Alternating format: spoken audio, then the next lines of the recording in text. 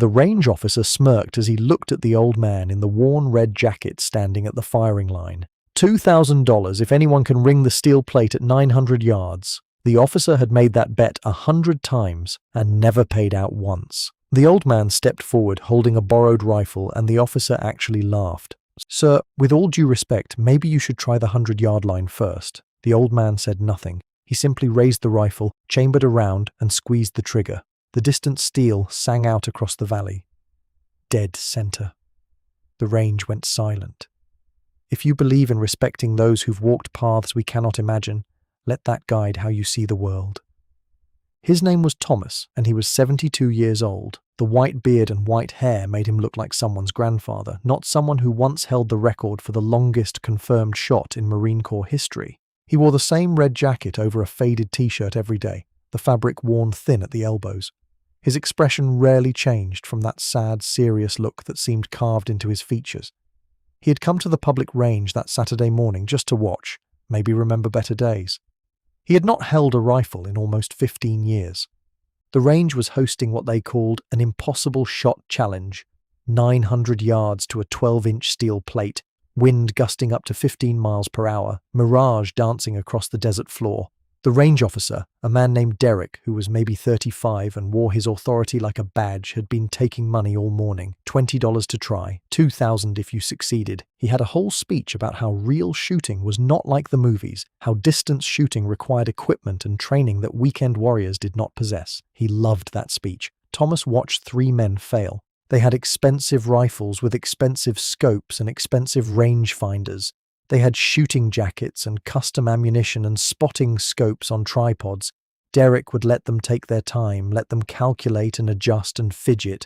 Then they would miss, and he would collect their $20 and launch into his speech again. The men would nod and walk away feeling like they had learned something valuable about humility. The 4th shooter was a young Marine, maybe 23, on leave and still carrying himself with that fresh from deployment intensity. He had driven 3 hours to try the shot. He set up his rifle carefully, a beautiful piece of precision equipment that probably cost more than Thomas's truck. He took his time. He controlled his breathing. He squeezed off the round, and the bullet struck low and left, kicking up dust a full 2 feet from the plate. Derek started his speech, but the young Marine was not listening. He was staring downrange with the frustrated look of someone who knew they should have made that shot. Thomas approached quietly. The Marine was packing up his gear with angry, precise movements. "You had the wind right," Thomas said. His voice was soft, almost apologetic. "You just did not account for the mirage." The Marine looked up at this old man with the sad eyes and the worn jacket. "The mirage," Thomas repeated. "It is making the target appear about 6 inches higher than it actually is. You aimed true for where you saw it." The Marine stared at him for a long moment, then looked back downrange. "Who are you?" he asked. "Nobody," Thomas said. "Just someone who used to shoot." Derek had been listening. He walked over with that smirk still in place. "You think you know better, old-timer. You want to show us how it is done?" Thomas looked at the steel plate shimmering in the distance. "I have not shot in a very long time," he said quietly. Derek's smirk widened. "Tell you what, you do not even have to pay the 20. I will let you use any rifle here. You make that shot, I will pay you the 2,000 myself." Thomas hesitated. The young Marine was watching him now with sudden interest. "Come on," the Marine said. "Show me what I did wrong." Thomas looked at the rifles laid out on the bench. He pointed to a standard AR-10 platform with a decent scope. "Nothing fancy." "That one," he said.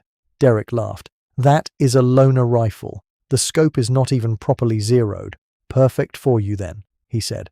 Thomas lifted the rifle. His hands knew the weight immediately, the balance. Muscle memory from thousands of hours on ranges from Quantico to Kandahar flooded back. He did not rush. He checked the chamber, checked the scope, worked the bolt to feel the action.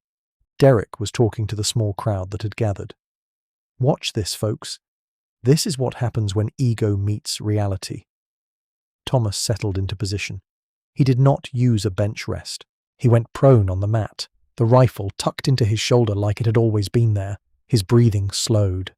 That sad, serious expression never changed. He was not looking at the target anymore. He was feeling the wind on his face, sensing the heat shimmer, calculating angles that had been burned into his brain decades ago in a different desert under a different sun. The crowd went quiet. Even Derek stopped talking. The trigger press was so smooth it surprised even Thomas. The rifle cracked and the sound rolled across the range. For a moment there was nothing. Then the distant clang of steel rang out clear and pure. The plate swung on its chain. The crowd erupted. Derek's face went white. The young Marine was on his feet. "Holy shit," he said. "Holy shit." Thomas stood slowly, his knees protesting. He safed the rifle and set it back on the bench. His hands were shaking slightly now. Derek was staring at him like he had seen a ghost. "That was luck," he said, but his voice had lost its confidence. "Pure luck." The young Marine stepped forward. "Let him shoot again. If it was luck, he will miss. If it was not, well."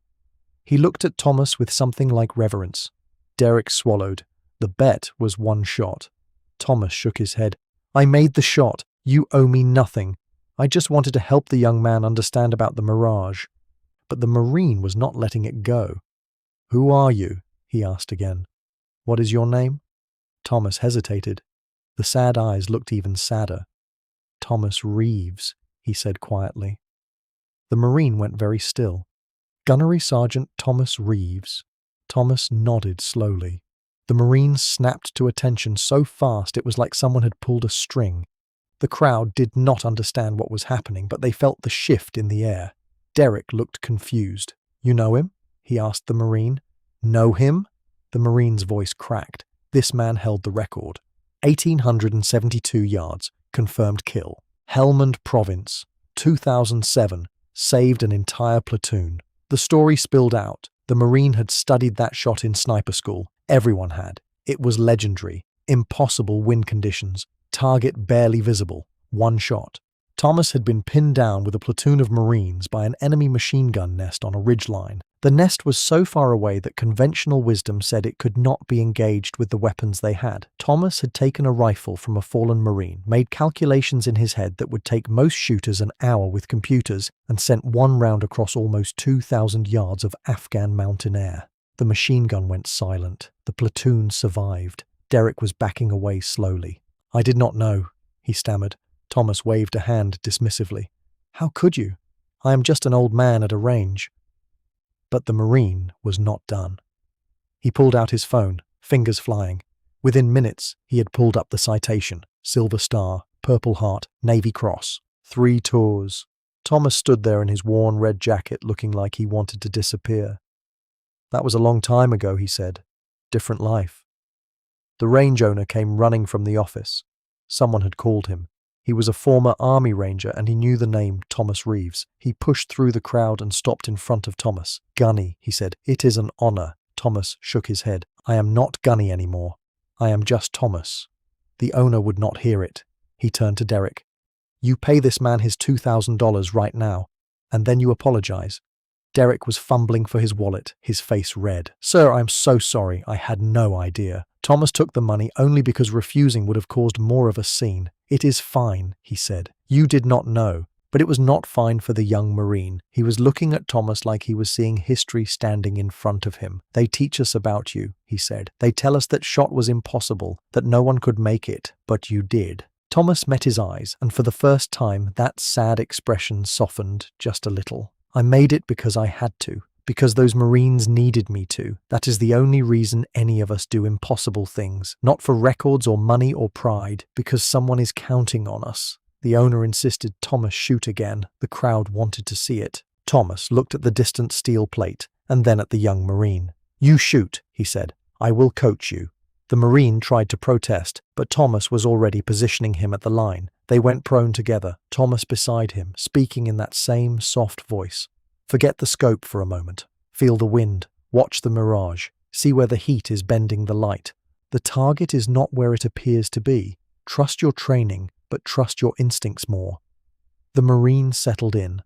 Thomas talked him through it like he had talked hundreds of young shooters through difficult shots over the years. Breathe. Wait for the pause between heartbeats. The rifle is just a tool. You are the weapon. The Marine fired. The steel rang. The crowd cheered. The young Marine rolled over and there were tears in his eyes. "Thank you, Gunny." Thomas helped him to his feet. "You did that, not me. I just reminded you what you already knew." The owner declared that the impossible shot challenge was over. No one was going to top what they had just seen. He invited Thomas into the office, wanted to talk, wanted to hear stories. Thomas declined politely. He had come to watch, maybe remember. He had done both. Now he wanted to go home. But before he left, he found the young Marine again. The kid was still shaking with adrenaline and emotion. Thomas pressed the $2,000 into his hand. "What? No, sir, I cannot." Thomas closed the Marine's fingers around the money. "You drove 3 hours to take a shot. You earned this more than I did. Use it for ammunition. Use it for training. Use it to get better, because someday, somewhere, someone is going to need you to make an impossible shot, and you will make it, because that is what we do." The Marine tried to argue, but Thomas was already walking away, that red jacket disappearing into the parking lot. Derek stood watching him go, his earlier arrogance completely gone. The owner stood beside him. "You know what the real lesson is today?" he said. Derek shook his head. The owner gestured at the empty space where Thomas had been. "The most dangerous people in the world do not look dangerous. The most skilled do not need to prove it. And the real heroes never think of themselves as heroes. They just do what needs to be done, and then go home." Thomas drove back to his small apartment in silence. He did not think about the shot he had made. He thought about the young Marine, about the light in his eyes when the steel rang the second time. He thought about all the young men and women he had trained over the years, the ones who had listened and learned and gone on to do impossible things themselves.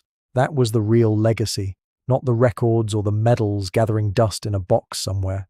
The people, the lives touched, the knowledge passed on. The sun was setting as he pulled into his parking space. His neighbor, an older woman who always smiled at him, was getting her mail. "Nice evening, Thomas," she called. He nodded to her, that sad, serious expression unchanged. "Nice evening, Mrs. Chen." She had no idea who he was, no idea what he had done. And that was exactly how Thomas wanted it. He climbed the stairs to his apartment, unlocked the door, and stepped inside. The walls were bare except for one photograph. A group of young Marines, all of them smiling, all of them alive in that frozen moment before deployment. Thomas looked at that photo every day. Those were the shots that mattered, the ones he made to bring them home. The phone rang later that evening. It was the range owner. "Gunny, I wanted to thank you again, and I wanted to ask, would you consider teaching a long-range course here? We have young shooters who could learn so much." Thomas was quiet for a long moment. "I will think about it," he said finally. The owner understood. No pressure. "But the offer stands. Any time." Thomas hung up and sat in his chair by the window. Maybe he would teach. Maybe it was time to stop being invisible. Maybe there were more young Marines out there who needed to learn about mirage and wind and the space between heartbeats. Maybe his war was not over. It had just changed shape. He looked down at his hands. They were old hands now, marked with age spots and scars. But they had not forgotten. They had known exactly what to do when it mattered. And maybe that was the point. You never really stop being what you were trained to be. You just wait for the moment when that training is needed again. Thomas had waited 15 years. Today, for $2,000 and the future of a young Marine, he had remembered who he was. Not just an old man in a worn red jacket, but a Marine, always a Marine, and Marines never miss when it counts.